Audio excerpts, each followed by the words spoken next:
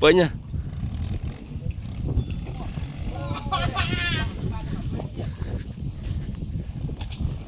Ôi, vô thùng môi. Ô, nãy này. Vô thùng môi. Nhưng là tính vô bón vô chùm mười âm. Để hồi ba lướt nằm đạn cho mặt nãy kia. Hello. Đại chức năng này nè.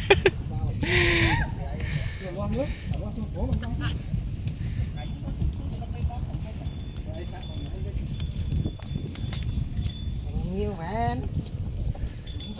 Cho bố kia. Mùi mát. Trời ơi. Thầy nó mấy. Lược mó thùng thùng. Trong con là sáng kia đó bên đó nè. Lo xe ở sắp.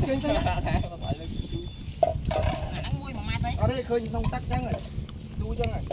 Nó bông như nào cưới. Bây giờ phải làm xây vô. Giờ là xây tắt Và xây thật sao. Là nó yên thông chứ. Vô thực không có trong con ban câu thì hiện lên. Nó cho mấy tiết ạ. Cho pi bay đấy ạ. Ồ, vô tật bánh liêng thì tiết.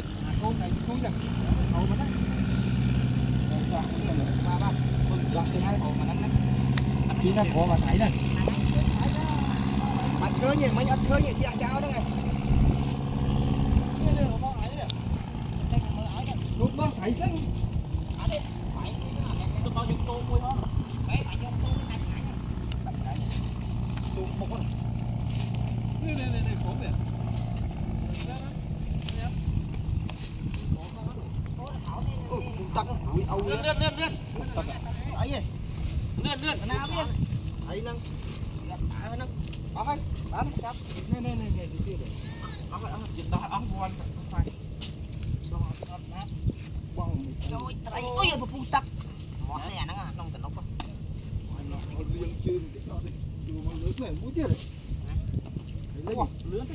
Mà chức năng quá đấy.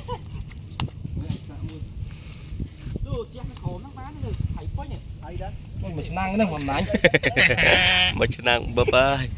Đây nè, nó chiếc nó khổ mẹ mà phần nãy nắng, mà chú nắng, cho bỏ vô nắng đâu. Nắng mà thấy này cây khổ nắng ấy. Ủa mà tụi tôi nắng Nè, không thầy này khổ luôn. Nắng khổ nắng à thầy tụi tôi nắng. Đặt lắp đó tao phèn mà lỗ ơi. Nè, trong nắng nè, khuyên thầy á. Nè, Bên đông nè. năng ơi. Khó tê. Ngọp cho là thầy cổ lắm. Nè, cô hủi chứ, ập cháu ơi. Chứ tha nơi khổm nữa. Nó trong này nè. Trời vì mau khổm thấy tôi trong quên. Nắng cho nó khổ thầy nó. Cái gì? Ô, nó có nhỏ, nó kia rồi. Nó. Không có nhỏ, áp áo đi. Bông quạt này. Bông quạt này Bông đi. bông quạt. Nhạc tí tí. Nhận thì tí côn thấy là.